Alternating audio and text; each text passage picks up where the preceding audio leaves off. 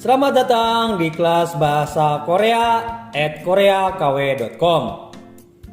Kali ini kita akan membahas kosakata dan kalimat umum. Kosakata umum dan kalimat umum bahasa Korea hari ini, yaitu mengenai bedalwon dan kyoljehada. Nah, hari ini kita akan membahas kosakata dan kalimat umum tentang bedalwon dan kyoljehada. Apa itu bedalwon dan kyoljehada?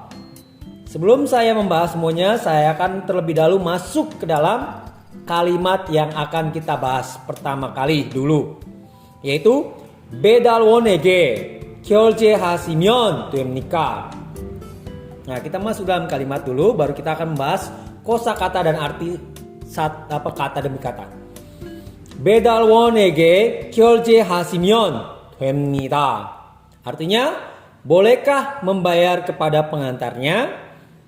bedalwon에게 결제하시면 됩니까? Bolehkah membayar kepada pengantarnya? bedalwon에게 결제하시면 됩니까? Bolehkah membayar kepada pengantarnya? Lalu, 네, bedalwon에게 결제하시면 됩니다. Ya, silakan atau boleh bayar kepada pengantarnya. 네, bedalwon에게 결제하시면 됩니다. Ya, silakan atau boleh bayar kepada pengantarnya. 네, bedalwon에게 결제하시면 됩니다. Ya, silakan atau boleh bayar kepada pengantarnya. Kita akan bahas kosakata arti kata demi kata.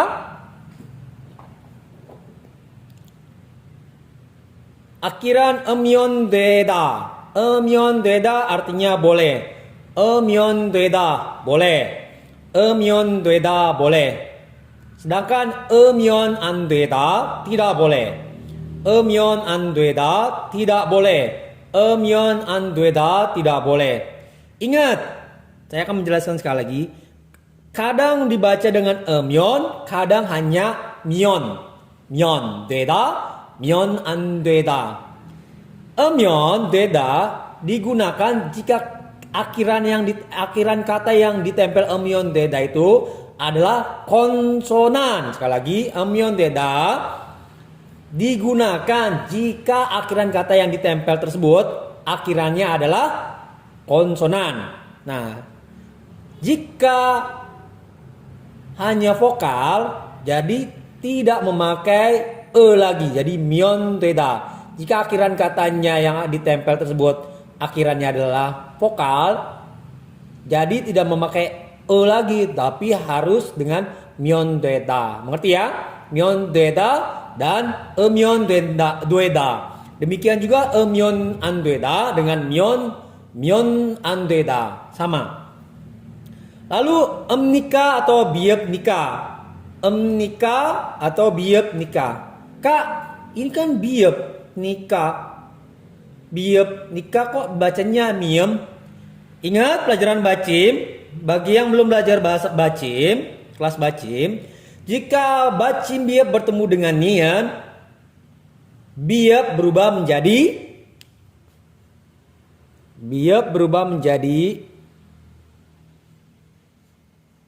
miem.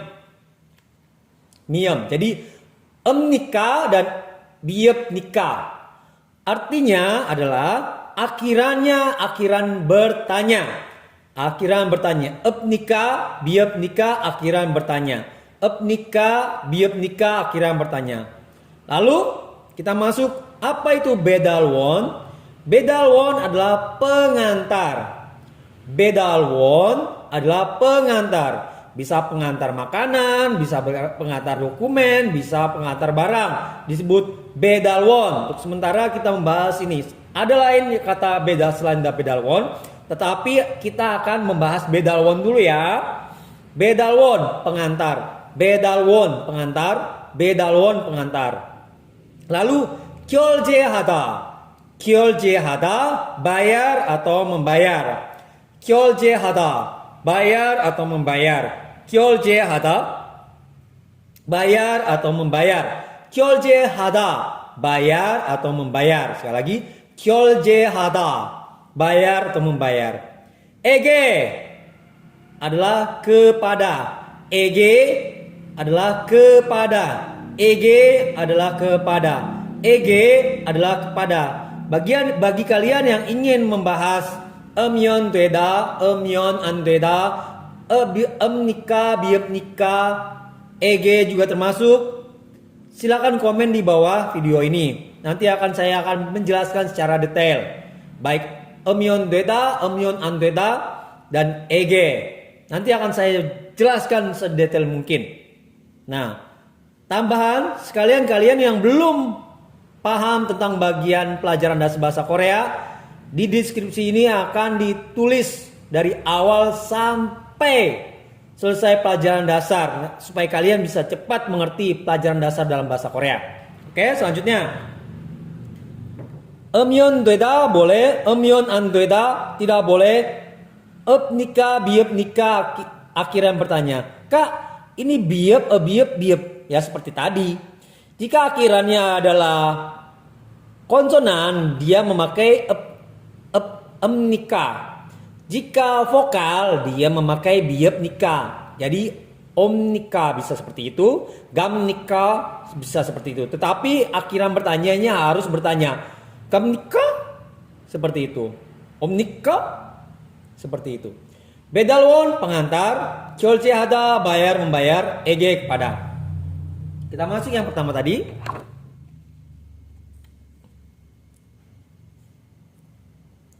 Bedalwon에게 결제하시면 됩니까? Ingat, ini kalimat pertanyaannya jadi intonasinya harus naik. 됩니까? bedalwon에게 결제하시면 됩니까? bedalwon에게 결제하시면 됩니까? Jadi kita bahas satu-satu dulu ya. bedalwon에게 kepada pengantar atau kepada si pengantar. Kepada pengantar. 결제하시면 됩니까? Bolehkah membayar? 결제하시면 됩니까? Bolehkah membayar? Jadi ingat, bagi yang sudah belajar SPOK, bagi yang belajar SPOK, ingat apa yang terakhir dalam penerjemahan bahasa Indonesia? Subjek, predikat, objek, keterangan. Subjek, predikat, objek, keterangan. Ingat ya? Subjek, predikat, objek, keterangan. Jadi keterangannya itu di mana? bedalwon에게. Jadi bedalwon에게 ini adalah kalimat terakhir. Jadi 결제하시면 됩니까? Bolehkah membayar kepada pengantarnya? bedalwon에게 결제하시면 됩니까? Kak, kalau dimasukin saya bisa nggak? Bisa. Walaupun tanpa ditulis juga sebenarnya bisa. Jadi, bolehkah saya membayar kepada pengantarnya? Bisa seperti itu. Tapi supaya kalian lebih mengerti lagi, kita akan membuat lebih singkat lagi, lebih pendek. bedalwon에게 결제하시면 됩니까? Jadi kita nggak masukin subjek dulu ya.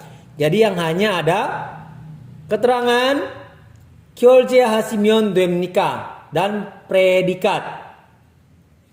Jadi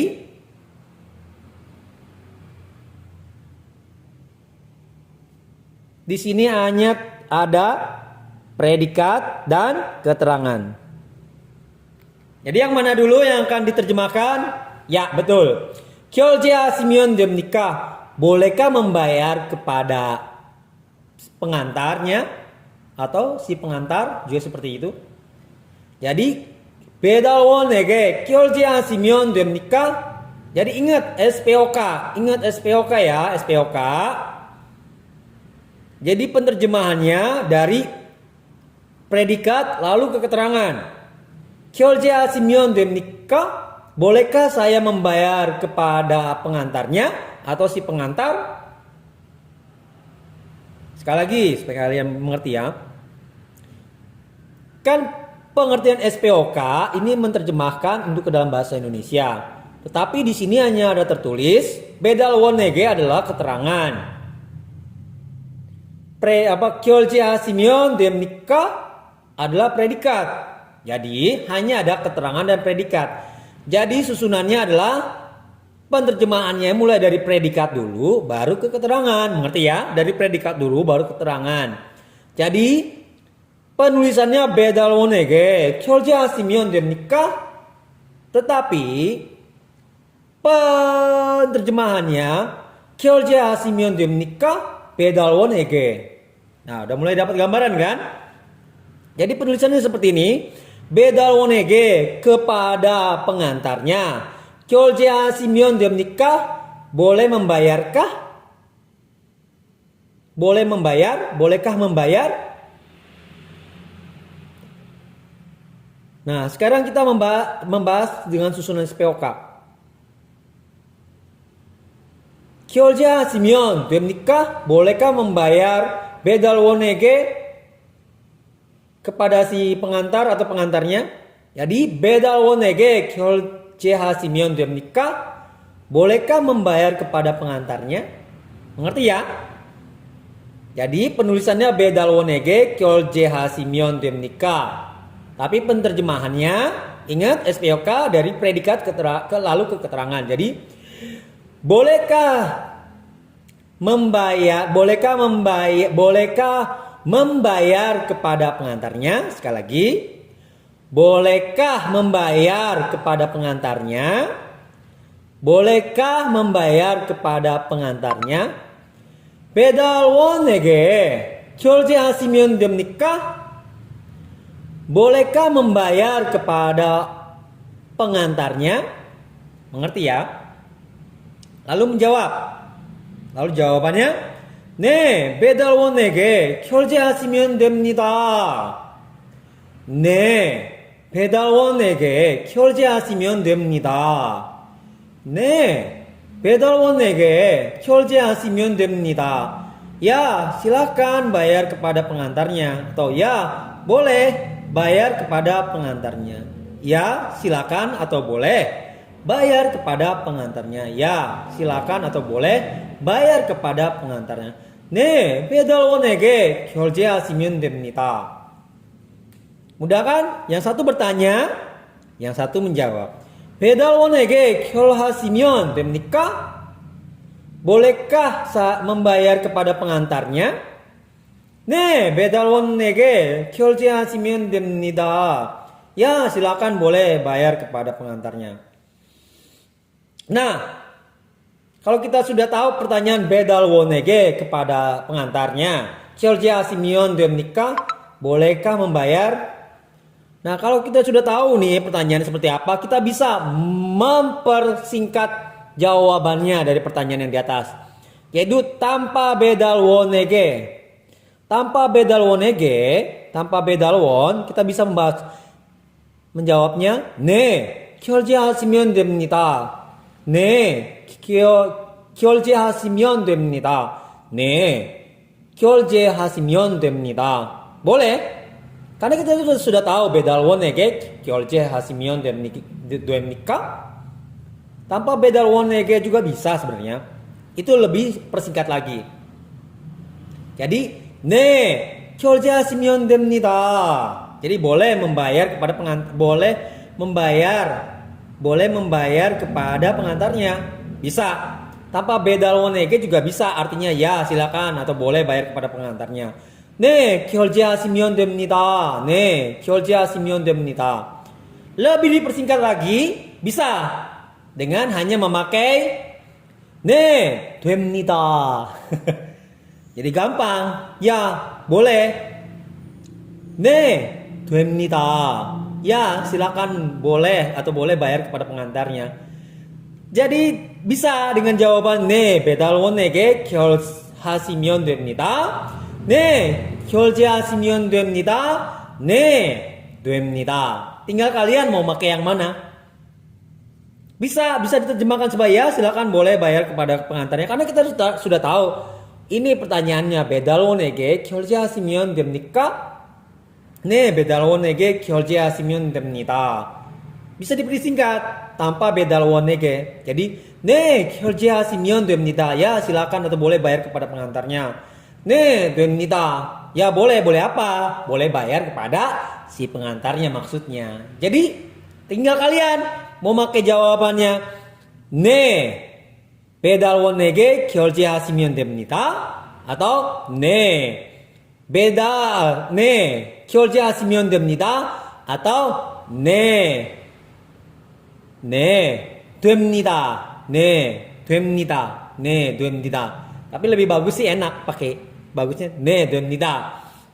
Tapi supaya kalian lebih mengerti apa yang kalian bisa pelajari dan mengertikan dalam bahasa Korea yang kita pelajari ini, lebih bagus kalian lengkap mempergunakan jawaban yang seperti ini. 네, 배달원에게 결제하시면 됩니다. Jadi kalian bisa mendapat pelafalannya, mengerti banyak kosakata dan susunan SPOK-nya. Mengerti ya?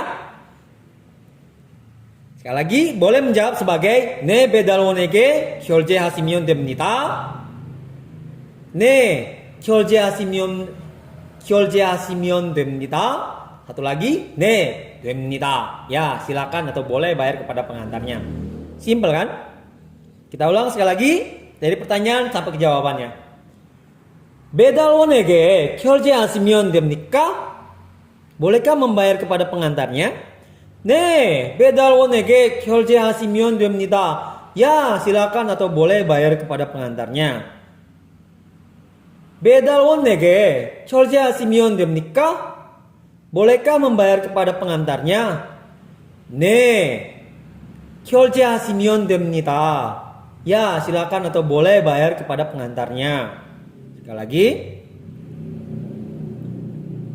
배달원에게 결제하시면 됩니까? Bolehkah membayar kepada pengantarnya? 네, 됩니다. Ya, boleh. Ya, silakan. Bayar kemana? Bayar kepada pengantarnya. Jadi bisa sebagai ya, silakan atau boleh bayar kepada pengantarnya. 네, 됩니까? 배달원에게 결제하시면 됩니까? 네, 됩니다. Ya, silakan atau boleh bayar kepada pengantarnya. Jadi, sudah mengerti? Kosakata dan kalimat umum hari ini yang kita belajar adalah 배달원 dan 결제하다. 배달원 dan 결제하다. 배달원 dan 결제하다.